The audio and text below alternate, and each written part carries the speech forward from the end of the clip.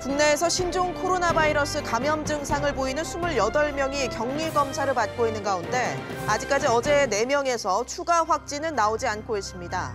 정부는 중국 우한에 우리 교민을 데려올 전세기를 내일 오전에 띄울 예정입니다. 중국 현지에 진출해 있는 우리 기업들의 생산 차질 우려도 커지고 있습니다. 항공사들은 일부 중국 노선의 운항을 잠정 중단하기로 했습니다. 이달 소비자 심리 지수가 1년 7개월 만에 최고치를 기록하며 개선됐습니다.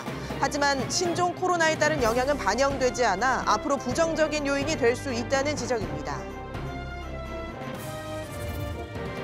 프랑스 르노그룹의 2인자인 모조스 부회장이 부산 공장을 찾았습니다. 생산 절벽 위기에 직면한 르노 삼성이 해법을 찾을지 주목됩니다.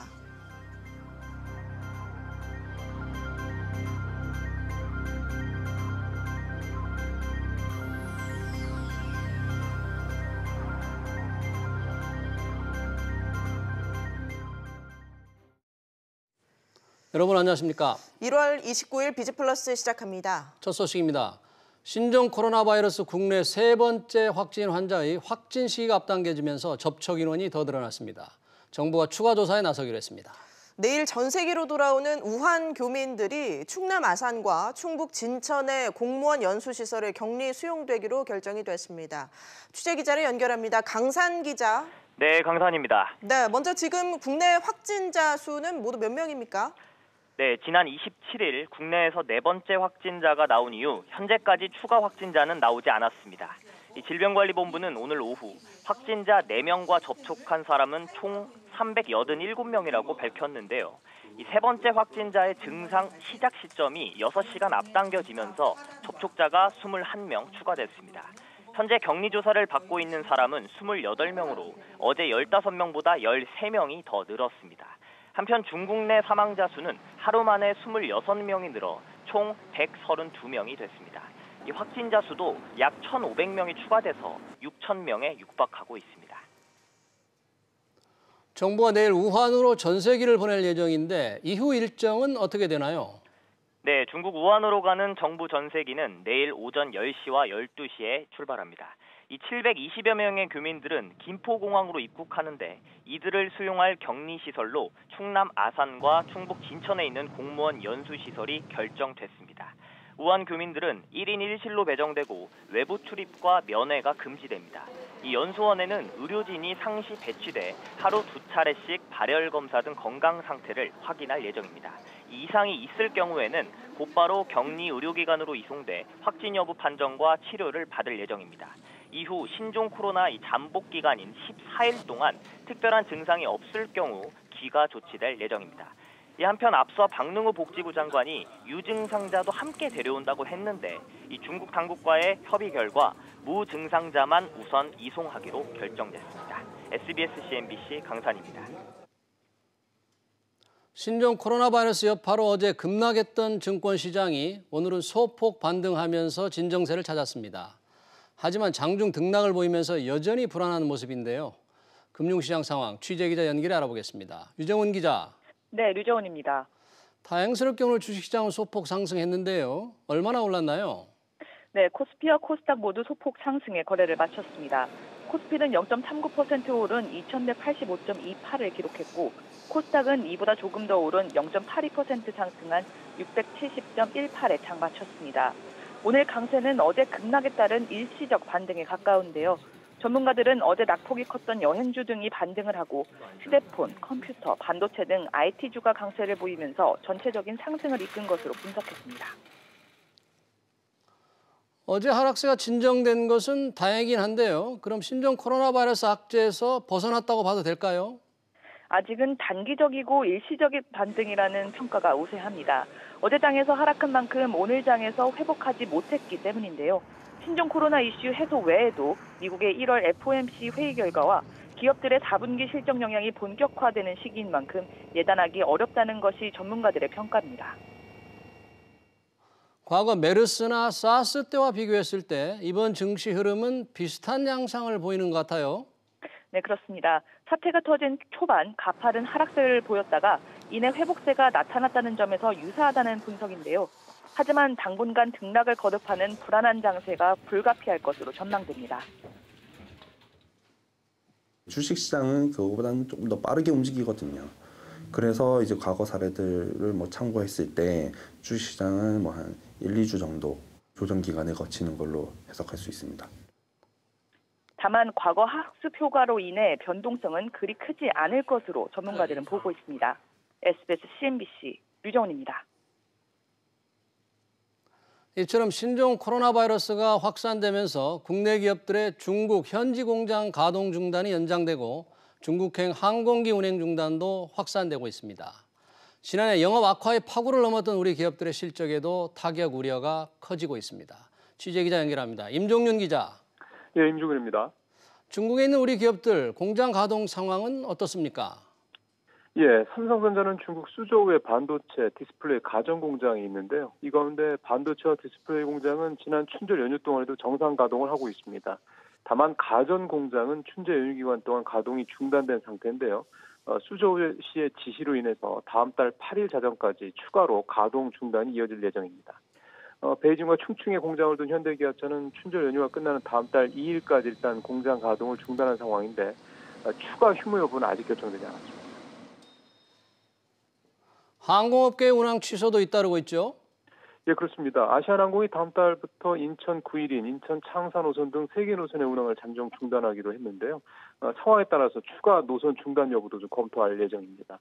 제주항공도 어제 부산 장자재 노선 등 3개 노선에 이어서 오늘은 인천 싸냐 노선 등 3개 노선을, 그리고 이스타항공은 제주 상하이 등 3개 노선의 운항을 추가로 중단하기로 결정을 했습니다. 대한항공도 일부 노선의 운항 중단을 현재 내부 논의 중인 것으로 알려지고 있습니다. 이렇게 사업이 차질을 빚으면 우리 기업들의 실적 타격도 우려되는군요. 예, 그렇습니다. 현대기아차는 지난해 중국 판매량이 100만 대 밑돌았는데요. 올해는 신차를 앞세워서 실적 회복을 좀 계획을 했지만 이번에 신종 코로나 사태가 장기화될 경우 이런 전략에 상당한 어려움이 예상이 됩니다. 지난해 4분기 실적 발표를 앞둔 항공업계 역시 일본 분매 운동에 이어서 신종 코로나 사태로 실적 부진이 장기화될 우려가 커지고 있습니다. SSMB 신종입니다.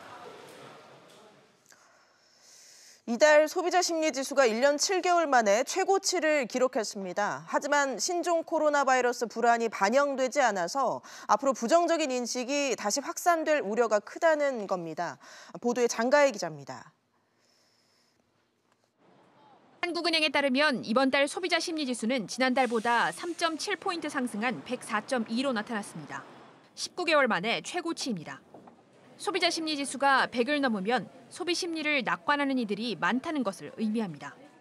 미국과 중국이 1단계 무역 합의문에 서명하면서 현재 경기 판단 지수는 4포인트, 향후 경기 전망은 5포인트 올랐습니다. 기업들이 바라보는 경기 전망도 다소 개선되는 흐름을 보였습니다. 한국경제연구원에 따르면 다음 달 기업 경기 전망은 92로 전달보다 소폭 올랐습니다. 지난해 경기 악화에 따른 기저효과와 반도체 업황 회복에 대한 기대감이 반영된 것으로 보입니다. 다만 여전히 100을 밑돌면서 기업들의 체감 경기는 21개월째 부정적인 전망을 이어갔습니다. 이번 조사에는 신종 코로나 불안감이 반영되지 않아 다소 나아지던 체감 경기가 다음 달에는 다시 냉각될 가능성이 높습니다. 연초에 반등한 부분이 있긴 하지만 경기 일반적인 실물 지표 역시 크게 회복되지는 않고 있는 상황이어서 코로나 바이러스 관련된 효과가 반영되는 경우에는 추가적인 하락의 우려도 있는 것으로 생각됩니다. 따라서 적극적인 정부의 경기 대응과 민간 투자를 유도할 수 있는 분위기 조성이 시급하다는 지적이 나오고 있습니다. SBS CNBC 장가입니다. 프랑스 르노그룹의 수장이 새로 선임된 데 이어서 르노그룹의 2인자가 부산 공장을 찾았습니다. 생산 절벽 위기에 직면한 르노 삼성자동차가 해법을 찾을지 주목됩니다. 취재기자 연결합니다. 윤성훈 기자. 네, 윤성훈입니다. 네, 일단 이 르노그룹이 새로운 CEO를 선임했다고요? 네, 르노 삼성 자동차의 본사 르노 자동차가 최고 경영자를 새로 임명했습니다. 폭스바겐 세아트 대표이사를 맡았던 루카 데메오 회장이 오는 7월부로 공식 취임할 예정입니다. 일본에서 탈출국을 벌인 카를로스 곤 전 회장이 일본에서 기소된 뒤 르노 본사의 경영은 불안정한 상황이었는데요. 이렇게 곤 전 회장 체제를 청산함에 따라 새로 선임된 데메오 회장은 르노그룹의 경영 정상화를 추진할 것으로 보입니다. 네, 그렇다면 혼란스러운 좀 경영 상황을 정리할 수 있을 것 같은데 르노 삼성 사업은 어떻게 되는 건가요? 네, 르노그룹의 2인자인 호세 비센트 드로스 모조스 르노그룹 제조총괄 부회장이 오늘과 내일 일정으로 르노 삼성을 찾았습니다. 오늘 부산 공장을 찾아 현황을 보고받고 관리자들과 간담회를 가졌는데요. 르노 삼성 노사 갈등과 생산 절벽 위기가 해법을 찾는 것이 아니냐는 기대를 모았습니다. 하지만 모조스 부회장은 부산 공장이 품질을 제외한 시간당 생산 비용과 적시 납기, 생산성 등이 모두 부진한 상황이라고 지적했습니다. 또 해를 넘겨 지속되고 있는 노사 갈등을 오는 3월까지는 마무리해야 한다고 사실상 최후 통첩 시한을 제시했는데요. 그렇지 않으면 XM3 등 후속 물량 확보에 어려움을 겪을 수 있다고 경고한 겁니다. 네, 르노 삼성의 지금 현재 상황은 어떻습니까? 네, 르노 삼성의 닛산 로그 위탁 생산이 올해 3월로 종료됩니다. 하지만 XM3 등 후속 수출 물량은 불투명한 상황인데요. 이런 가운데 임금 인상을 두고 르노 삼성 노사는 파업과 직장 폐쇄로 맞서면서 극한 대치를 이어갔습니다. 노사는 일단 대치를 끝내고 다음 달 4일부터 나흘 동안 임금 협상 본교섭을 재개하기로 했습니다. SBS CNBC 윤성훈입니다. 지난해 우리 국민의 전입신고를 집계해서 인구가 움직인 상황을 분석해봤더니 서울이 비어가는 현상, 그리고 경기도로 사람이 몰리는 추세 모두 계속된 것으로 나타났습니다. 특히 경기도에 새로 전입신고를 한 사람들 가운데 절대 다수가 집 문제를 이유로 꼽았습니다. 이광호 기자가 보도합니다. 지난 한 해 서울에서는 5만 명에 육박하는 인구가 빠져나갔습니다. 이동자 수만 놓고 봤을 때 전국 최대 규모로 30년 연속 순유출 기록입니다. 반대로 전국에서 가장 많은 인구가 추가된 곳은 경기도로 지난 한 해 13만 명 넘는 인구가 경기도에 새로 둥지를 틀었습니다. 특히 경기도 추가 인구 10명 중 6명 이상은 20대에서 40대까지의 젊은 인구로 지방의 유입 인구가 주로 노년층인 것과 대조를 보였습니다.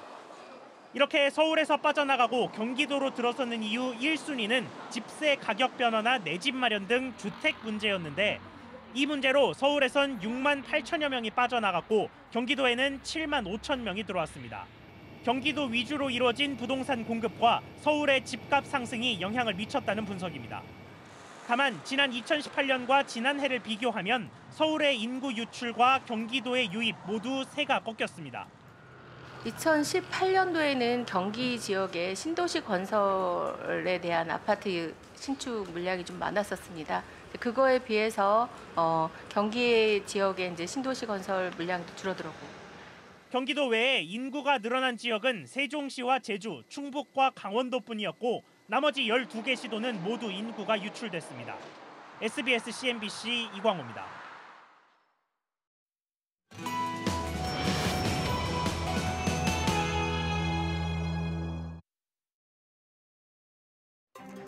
중국 당국이 우한 봉쇄령을 내린 지 오늘로 꼭 일주일째입니다. 세계 각국이 자국민을 대피시키기 위해서 전세기를 투입하고 있는 상황이죠. 우리 정부도 내일 오전에 전세기를 투입할 예정입니다. 우한 현지에 체류하고 있는 정태일 한인회 사무국장을 전화로 연결해서 현지 상황을 들어보겠습니다. 사무국장님 연결돼 있으십니까? 네, 안녕하세요.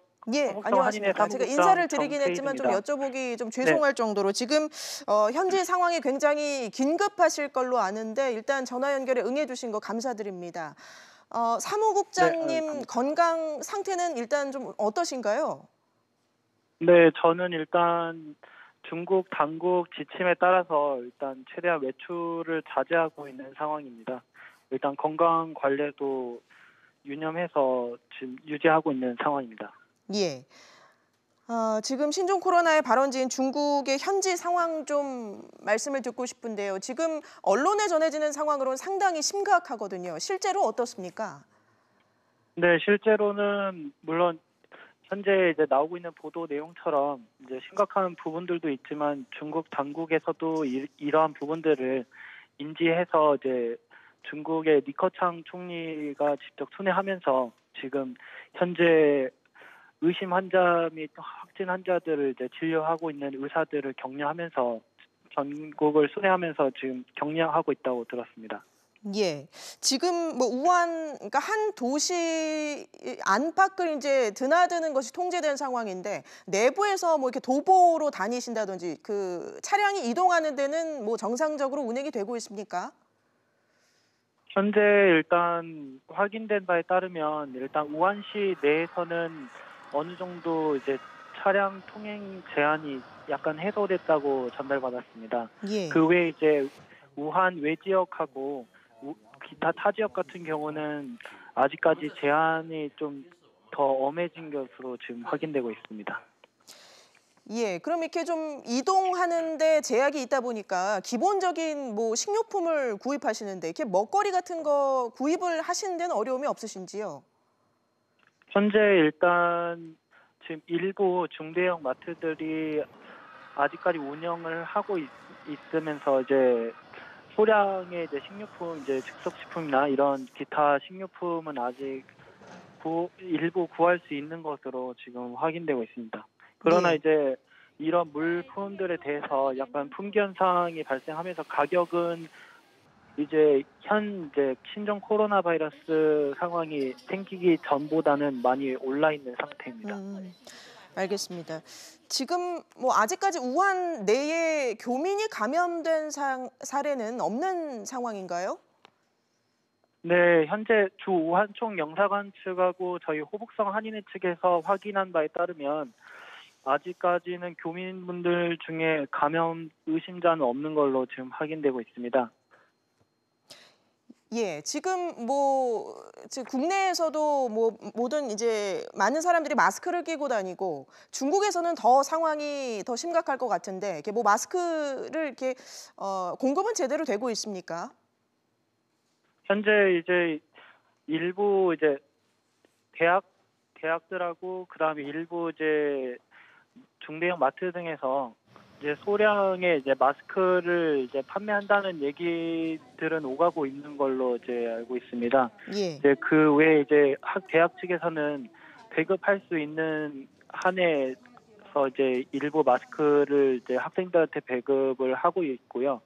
그다음에 지금 중국 내에서도 일단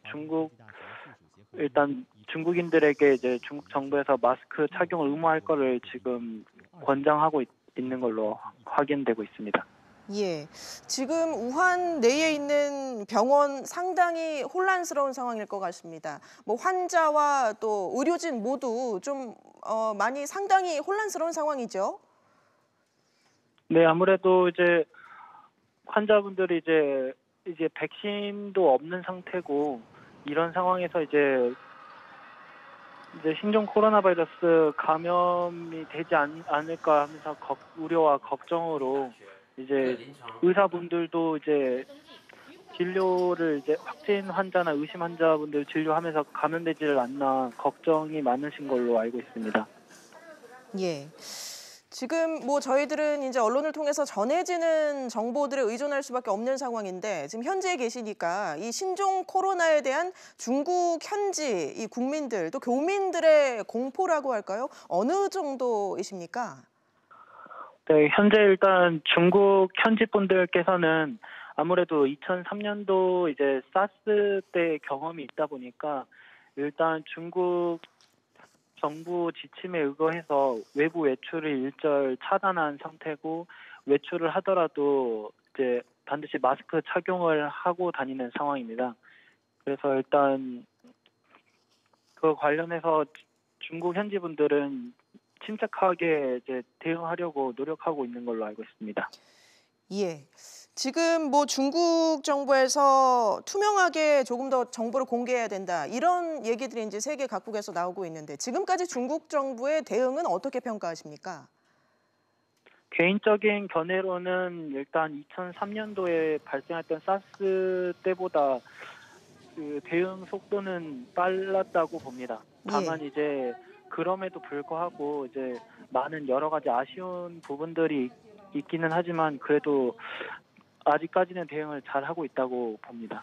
예, 중국에서 이렇게 좀 무분별한 정보가 이게 확산되는 것을 막기 위해서 뭐 인터넷을 차단한다 이런 얘기도 있는데 실제로 어떻습니까? 네, 인터넷 차단 같은 경우는 기존부터 이미 이제 해외 사이트 접속을 원천 차단한 상태이며 이제 해외 사이트 접속을 원할 경우 이제 VPN이라는 기술 및 이제 어플리케이션을 활용해야만 접속이 가능한 상태입니다. 예. 그래서 중국 당국에서도 이와 관련해서 이제 루머나 이제 추가적인 이제 거짓 정보들이나 가짜 뉴스가 해외 언론에 유출되는 것을 막기 위해서 총력을 기울이고 있는 걸로 알고 있습니다. 예, 그러면 지금 뭐 우한 쪽에 있는 교민분들, 지금 국내 가족들 또 지인들하고 소통을 하는 데는 문제는 없습니까?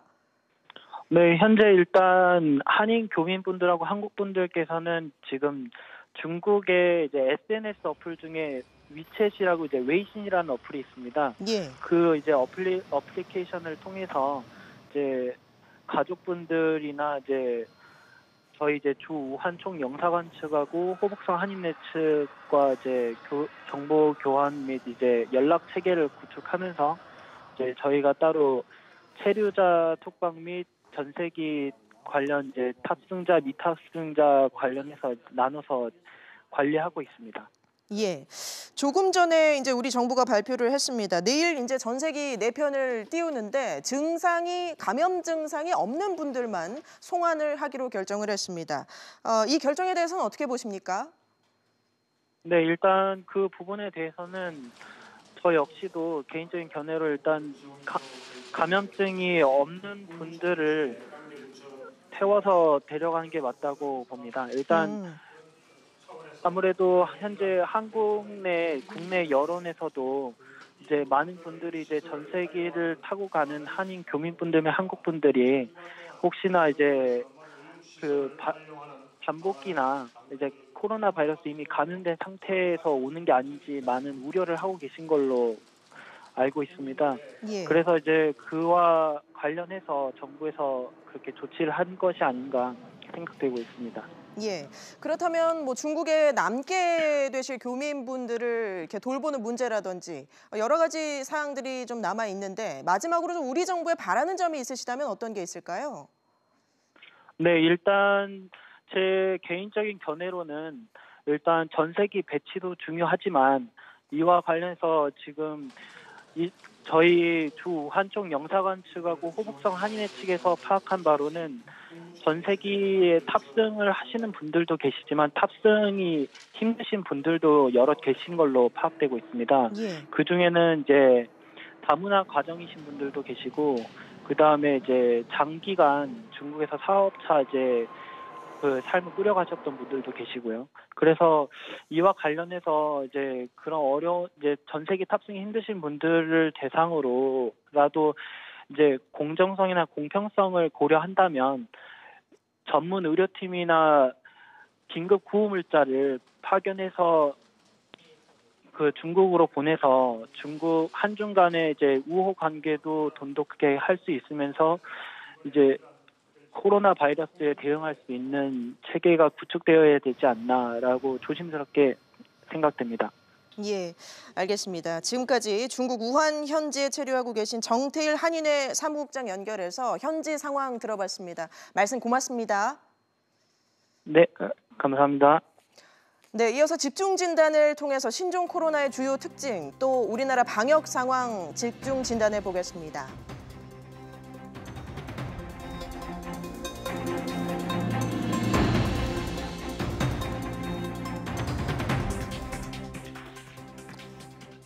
네, 방금 전 신종 코로나 바이러스의 발원지인 중국 우한을 현지 연결해 상황을 알아봤습니다. 코로나 바이러스가 확산함에 따라 세계 각국에 비상이 걸려 있습니다.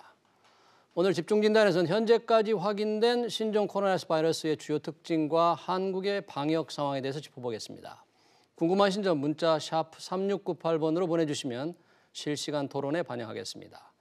메르스 역학 조사를 담당했던 김호란 국립암센터 국제암대학원대학교 교수, 그리고 신종 코로나 바이러스 3번째 확진자가 입원해 있는 명지병원의 이왕준 이사장 모셨습니다. 두 분 어서 오십시오. 네, 안녕하십니까. 네, 방금 저희가 지금 그 우한 상황을 직접 들어봤는데 역시 상당히 심각하죠.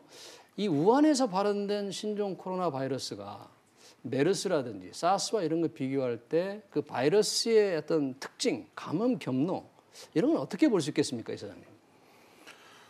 일단 이제 이 코로나 바이러스라는 거가 우리가 이제 제일 흔히 걸리는 감기 바이러스고요. 네. 그 이제까지 코로나 바이러스의 종류가 6가지인데 사람들이 그중에 4개는 그냥 감기의 일종 변종이고 그동안 그 감기 바이러스가 아닌 코로나 바이러스가 이제 2개가 사스였고요. 2003년도에 또 그리고 2014년, 15년도에 메르스가 다 코로나 바이러스입니다. 근데 이번에는 이제 드디어 7번째 변종 코로나 바이러스가 이제 나온 거죠. 그래서 전체적으로 지금 뭐 이미 상당히 시일이 조금 흘렀기 때문에 전체 그동안의 경험이나 여러 가지 임상적인 그 통계들로 봤을 때 일단 전파력은 어느 정도 꽤 센데 상대적으로 지금 이 아주 치명적인 사상률이나 이런 중증도는 메르스에 비해서는 이제 약한 거로 좀 여겨지고 있습니다. 네, 그러니까 전파력은 그 사스 때보다 좀 크다. 그러니까 전파력이라면 감염된 사람이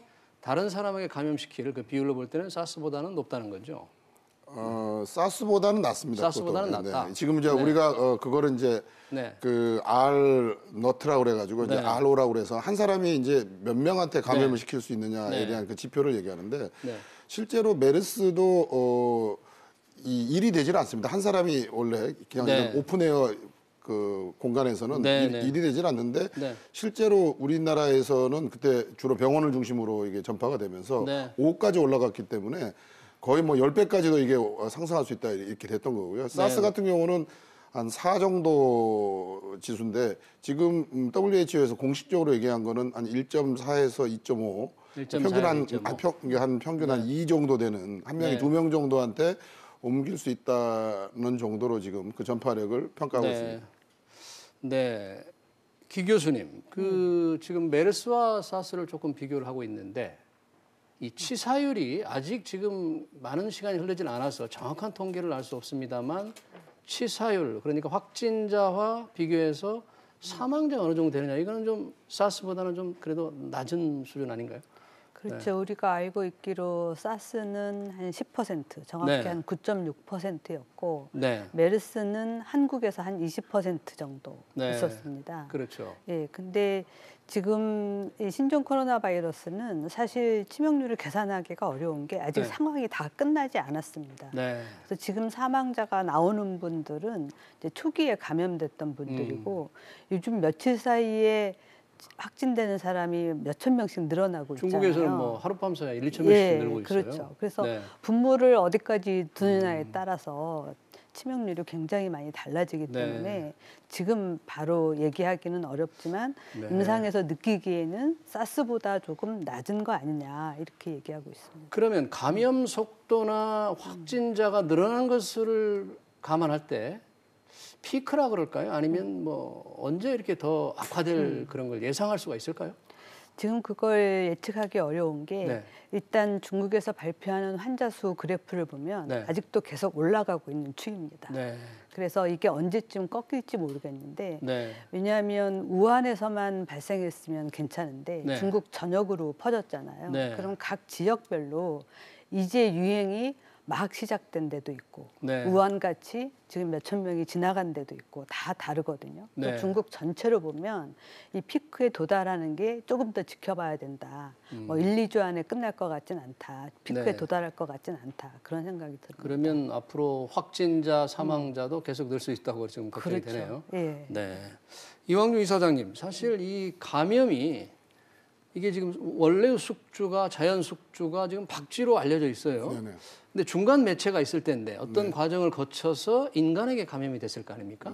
지금 어떻게 보십니까, 약께서는? 그러니까 지금 사스는 이제 원래 박쥐했던 이제 바이러스가 사양 고양이를 거쳐서 사람한테 왔다. 그다음에 메르스는 이제 다시 박쥐에 있던 거가 이제 낙타를 거쳐서 사람한테 왔다. 그런데 그동안은 뭐 이 중간 2차 숙주가 뭐 뱀아니냐. 근데 뱀에 대해서는 다 사람들이 이제 회의를 했어요. 왜냐하면 이게 온열, 냉열, 온열로 가는 건 어렵거든요. 근데 이제 오늘 지금 나온 여러 가지 지금 얘기로는 이제 밍크라는 동물이 중간 숙주인 것 같다라고 지금 뭐 네. 얘기가 됐는데 이제 그것도 뭐 어디까지 정확한지는 이제 좀 더 확인이 네. 필요할 거라고 생각합니다. 그런데 지금 걱정하는 게 일본과 독일에서 우한에 다녀오지 않은 분이 사람의 사람으로 전염되기 때문에 2차 감염에 굉장히 우려가 많은데 이건 상당히 좀 긴장되는 부분 아닐까 싶어요. 뭐 기본적으로 코로나 바이러스는 2차 감염이 있죠. 저희가 뭐 메르스 때도 2차 감염이 있었고요. 그리고 이미 우한에서도 4차 감염자까지가 케이스를 얘기를 했고 또 다른 지역에서도 2차 감염자를 얘기를 했습니다. 그러니까 2차 감염자라는 거는 원래 이제 이 감염이 된 사람이 다른 사람한테 이제 옮기는 과정인데 대부분 지금 2차 감염자는 아주 밀착 접촉자나 또는 아주 같이 거주를 하거나 동거를 하거나 좀 폐쇄 공간에서 장시간 동안 노출돼 있을 경우에 한해서 지금 2차 감염자들이 나오는 것 같고요. 그렇기 때문에 항상 그 2차 감염자가 이제 의료 환자를 돌보는 의료진들한테 많이 발생을 했던 것 같고 그래서 이건 뭐 메르스 때도 우리가 경험했던 거이지 이게 그냥 어떤 공기 전염이라고 사람들이 생각하듯이 아주 지역 사회에서 막 그런 접촉 없이 막 퍼지는 이런 그런 지역 감염에 대한 그 불필요한 어떤 공포감은 가질 필요가 없다고 생각합니다. 김호란 교수님, 이 또 하나 이제 이 논란이라 할까 그렇게 되는 게 증상이 없는 사람, 무증상자가 과연 전염을 시킬 수 있겠느냐.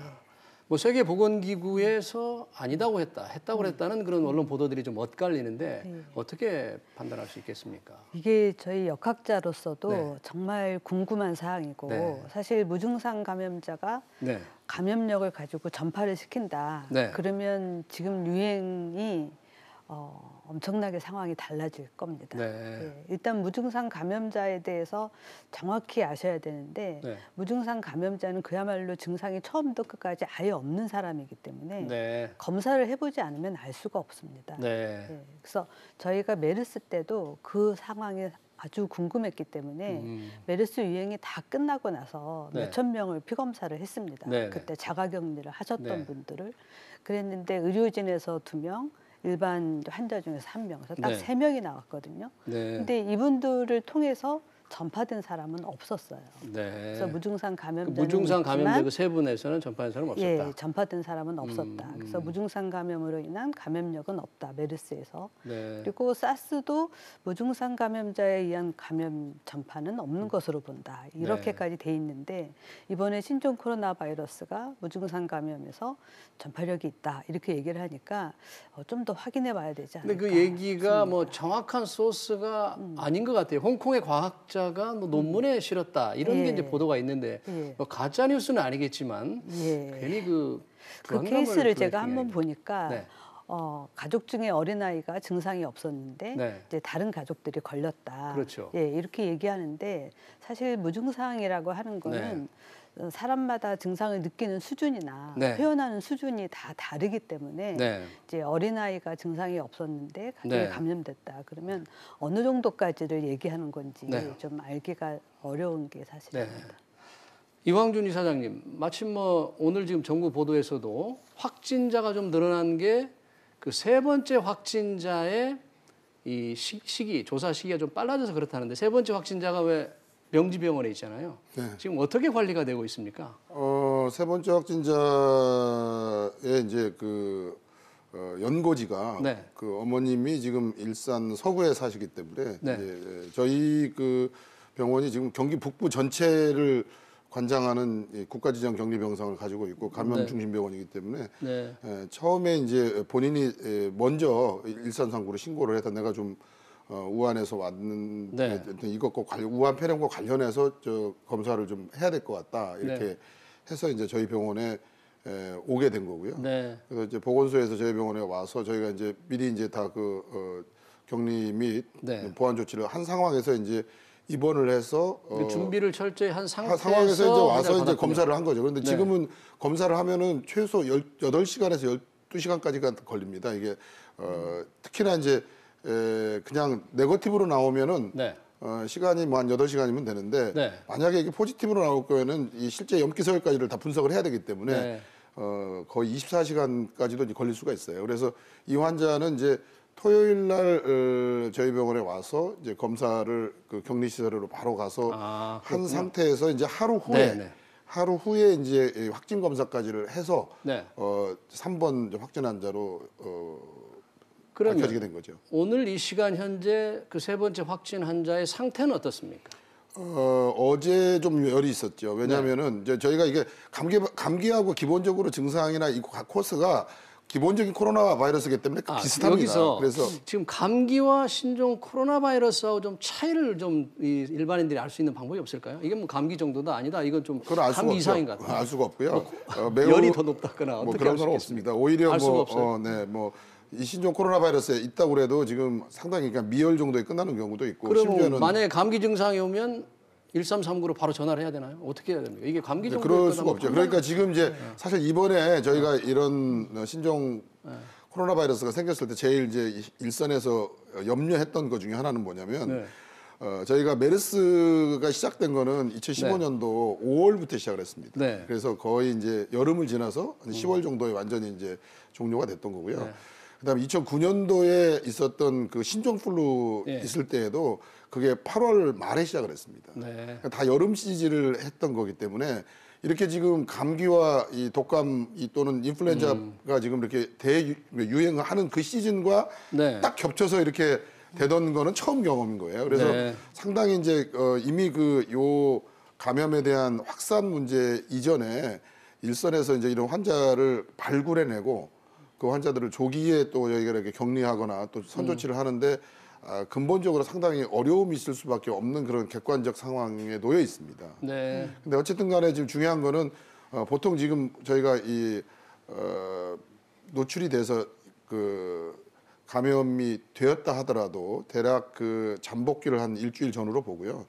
그다음에 처음 이제 증상이 나타난 다음부터 대략 그동안 지금 이 리포트를 보게 되면 한 일주일 정도부터 이제 좀 폐렴 내지는 좀 증상이 이제 심해질든지 아니면 조금 더 증상이 다운되든지 하는 상황입니다. 그러니까 조금만 감기 증상이 있어도 바로 질병관리본부에 전화한다는 게 참 쉽지 않은 일인데 뭐 어떤 상황이 넘어가면 바로 이게 전화를 해야 될지 이 시청자들은 상당히 궁금해할 것 같아요. 지금 기준은 노출이 있었느냐 없었느냐인데요. 노출이 있었어요. 근데 잘 모르잖아요. 맨 처음에는 우한 지역에 다녀온 사람 이 기준이었고 그 다음에는 지역을 중국 전체로 확대를 했죠. 그래서 중국에 다녀온 적이 있고 증상이 있다. 그런데 중국에 다녀온 지가 아직 14일을 넘지 않았다. 그러면 중국에서 걸렸을 가능성이 있잖아요. 이제 그럴 경우에는 이제 1339에 연락을 해야 되는 거죠. 그러면 이제 그 증상을 그렇게 중국에 갔다 온 사람과 가까이 했다 이런 걸 알 수가 있는데 지금 마침 저희가 아까 우한의 그 한인의 사무국장과 통화를 했는데 이제 전세희가 내일 우한으로 가서 우리 교민과 주재원을 데리고 오는데 자 증상이 있는 사람은 태우지 말라는 게 중국 정부 같아요. 무증상자만 지금 온다는데 거기 있는 사람들은 어떻게 지금 해야 될지. 글쎄요. 저는 사실 한국 교민이라면 증상이 있는 사람도 모셔와서 여기서 확인을 하고 만약에 확진이 되면 치료를 해야 된다고 생각합니다. 증상이 있는 사람도 데려오는 게 좋겠다. 만약에 증상이 있는 사람이라고 거기다 남겨두면 정말로 확진자면 가족도 없는 상태에서 누가 치료를 해줄 것이며 상당히 우려스러운 상황이라고 생각합니다. 그런데 이제 비행기를 함께 타고 오는 분들이 증상자가 있을 경우에 무증상자를 어떻게 이렇게 비행기 좌석을 어떻게 만약에 이제 이 증상 있는 교민들을 데려오실 거면 그건 별도의 비행기를 따로 만드셔야 될 거고요. 어쨌든 지금은 지금 700명 정도의 지금 교민들을 일단 지금 다 모시기로 한 조치는 매우 저는 잘한 조치라고 생각합니다. 굉장히 그 현명하게 결단을 하신 거라고 생각하고 일단 이분들이 이제 오면 이제 2주간 일단 그 일종의 그 격리를 해서 이게 관찰을 하게 돼 있기 때문에 이 바이러스 감염은 뭐 아무리 저거 하더라도 기본적으로 1주 정도의 잠복기와 그 다음에 평균 한 일주일 동안까지의 어떤 그 자기 증상을 발현하는 시기로 보고 있고요. 그래서 아까 제가 3번 환자도 얘기하다 얘기가 끝쳤습니다만은 이게 증상이 있은 다음부터 저희가 이제 일주일이 될 때의 시점을 가장 중요하게 봅니다. 중요하게. 근데 그래서 그 일주일 되는 시기에서 이게 이제 더 폐렴이 나빠지고 심지어 이제 이 그 폐부전증까지 가는 그런 코스로 악화 코스로 가느냐 네. 하면 일주일 정도의 어떤 그 마지막 몸살 아리를 하면서 네. 그 과정을 통해서 이제 면역력이 생기면서 네. 또 이게 이제 극복이 되느냐의 어떤 갈림길에 돼 있기 때문에 네. 저희가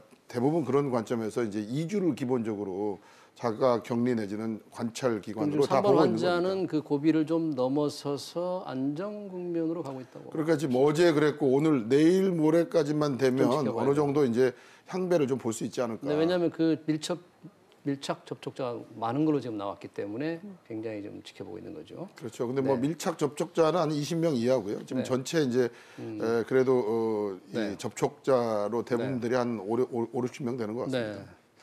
그러면 이 바이러스가 앞으로도 이제 어떻게 아직 지금 피크에 달하지 않았기 때문에 상당히 걱정되는 게 많은데 방역 당국이나 또는 우리 국민들에게 두 분의 전문가로서 마지막으로 이게 당부할 게 있다. 국민들에게 당부하거나 정부에 당부할 게 혹시 있는지 두 분 차례로 한번 말씀해 주시면 좋겠습니다. 네.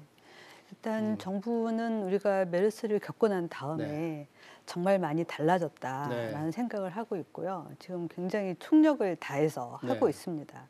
그런데 이제 만약에 상황이 더 커지면 이렇게 총력을 다해서 하고 있는 인력을 계속 유지할 수 있을지 그게 좀 걱정이 됩니다. 그래서 좀 장기전으로 갈 경우 또 더 확산이 돼서 더 많은 인력이 필요할 경우 어떻게 할 건지 좀 플랜을 세울 필요가 있을 것 같고요.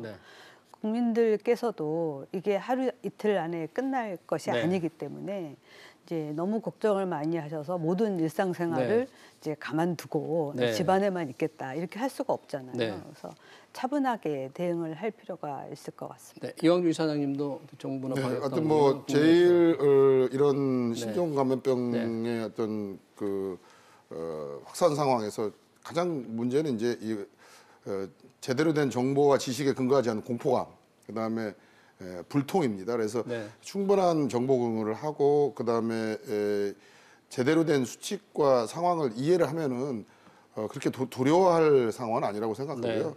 저희가 뭐 메르스 때보다는 지금 상황이 훨씬 좋은 상황입니다. 왜냐하면 메르스는 저희가 불의의 상황에서 이미 뚫려서 시작한 상황이지만 이번엔 처음부터 저희가 대비하고 가는 상황이기 때문에 충분히 이번에 잘 극복할 수 있다고 생각합니다.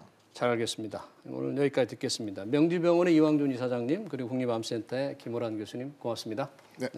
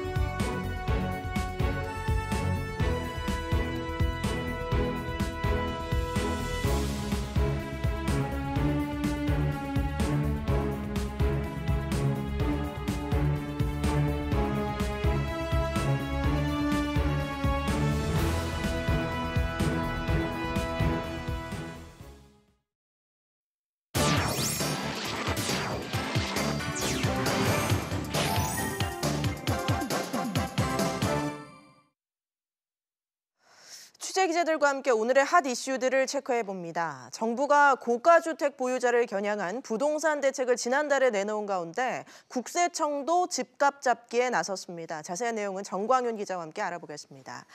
정 기자, 국세청이 부동산 투기에 대한 조사 방침을 거듭 밝혀왔습니다. 근데 올해 아예 목표를 부동산 투기 잡겠다, 또 불로소득을 걷어들이는데 방점을 뒀다고요? 네, 그렇습니다. 부동산 투기와 관련해 고가주택을 사는 사람은 물론 파는 사람에 대한 세무조사도 수시조사 체제로 바뀐다는 의미입니다. 특히 집 사는 돈이 어디서 났는지 꼼꼼히 확인하고 대출 과정에서 불법이나 편법은 없는지 전수조사한다는 점이 눈길을 끌고 있습니다. 예, 뭐 국세청이 현미경 조사를 벌인다고 하는데 구체적으로 어떤 방식으로 조사를 하는 건가요? 네, 현재 고가주택을 사면 어디서 돈을 마련했고 누구한테 돈을 빌렸는지 등을 자금 조달 계획서에 전부 적게 돼 있습니다. 오는 3월부터는 이 자금 조달 계획서가 더욱 촘촘하게 작성하도록 바뀌는데요. 예. 국세청은 이 자금 조달 계획서를 하나하나 뜯어보겠다는 겁니다. 예를 들어 부모님한테 돈을 빌려 강남에 수억 원짜리 집을 샀다고 하면 빚을 제대로 갚을 수 있는지, 이자는 제때 갚는지 등을 보고 증여세 탄루 여부를 판단하게 됩니다. 만약 국세청 조사에 제대로 답을 하지 못하면 세무조사 결과에 따라 막대한 과징금의 고발 조치도 감수해야 합니다. 또 국세청은 다주택자가 차명계좌를 통해 임대소득을 누락하거나 부동산 법인 등을 통해 탈세하는 행위 등도 꼼꼼하게 검증하겠다고 밝혔습니다. 예, 국세청이 이런 부동산 투기에 대한 전방위 압박이 정부의 기조와 이렇게 맥을 같이 한다고 보면 되겠죠? 네, 아무래도 정부의 집값 안정에 대한 의지가 반영된 것으로 풀이되는데요. 김현준 국세청장은 대다수 국민들에게 좌절감을 주는 부동산 불로소득에 대해 끝까지 추적해 과세하겠다고 밝혔습니다. 정부가 그간 강남권 집값 상승과 관련해 불로소득 얻는 것을 좌시하지 않겠다고 강조해왔던 것과 같은 맥락인데요. 또 편법 증여를 통한 자금 조달 경로를 죄면 투기 수요가 줄어 장기적인 집값 안정에 도움이 될 것이라는 계산도 깔려 있는 것으로 보입니다. 예, 이 개개인뿐만 아니라 대기업 총수 일가에 대한 탈세 혐의, 이 조사도 강화하기로 했다고요? 네, 그렇습니다. 대기업과 사주 일가의 차명 주식 운용이나 계열사 간 부당 지원 등을 통한 탈세를 엄단하겠다는 건데요. 특히 일감 몰아주기와 관련해서는 전수점검을 실시하겠다고 밝혔습니다. 해외 송금이나 부모의 신용카드 사용 등을 통한 재산 축적 등 지능적인 편법 증여 사례들도 집중 조사하기로 했는데요. 이 밖에 막대한 수입을 제대로 신고하지 않은 전관특혜 전문직과 병의원, 고액 사교육 등도 점검 대상으로 거론됐습니다. 예, 알겠습니다. 정 기자 얘기 잘 들었습니다. 차기 우리은행장의 윤곽이 잡히고 있습니다. 우리금융지주는 차기 우리은행장 추천 후보군을 3명으로 확정을 했는데요. 오늘 중으로 최종 단독 후보자가 추려질 것으로 보입니다. 이런 가운데 임명 27일 만에 첫 출근에 성공한 윤종원 기업은행장의 향후 행보에 대해서도 취재기자와 함께 얘기 나눠보겠습니다. 이한승 기자가 나와 있습니다. 이 기자, 네. 일단 차기 우리은행장 후보 3명 어떤 인물인가요? 네, 어제 이제 우리금융지주의 임원 후보 그룹 임원 후보 추천위원회가 이 차기 우리은행장 최종 면접 대상자 3명을 발표를 했는데요. 예. 김정기 부문장과 또 이동현 우리 FIS 대표, 또 권광석 대표 등 3명입니다. 지금 보시는 화면에 예. 나간 3인이 지금 현재 거론되고 있는 최종 우리은행장 후보 3인에 들어가 있습니다. 현재 심층 면접이 진행 중인데요. 아마 잠시 후면 이 최종 후보자 1명이 선정될 것으로 보입니다.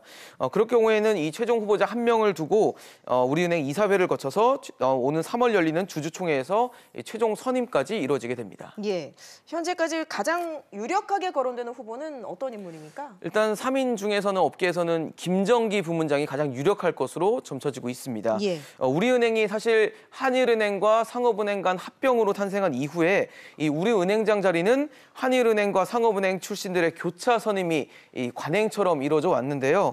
손태승 회장 겸 우리은행장이 한일은행 출신이니까 차기 은행장은 상업은행 출신이 유력하다는 게 업계의 관측입니다. 3명 후보 중에서는 김정기 부문장과 권광석 대표가 이 상업은행 출신인데요.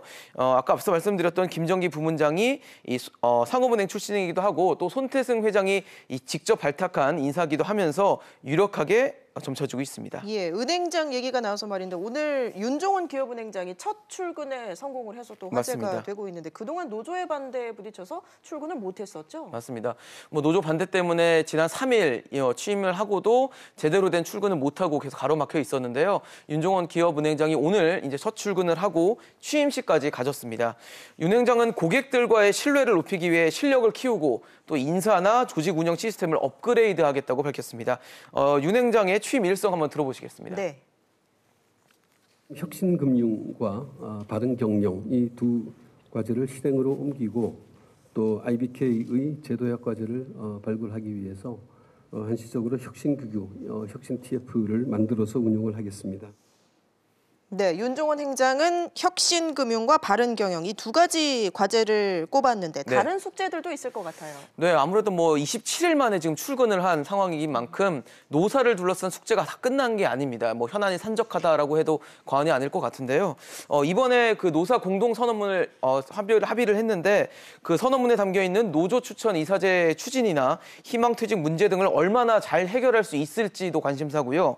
또 출근이 늦어지면서 미뤄졌던 내부 인사 인사 문제나 또 업무 정상화 문제도 중요한 과제로 남아 있습니다. 예, 알겠습니다. 이한승 기자 잘 들었습니다.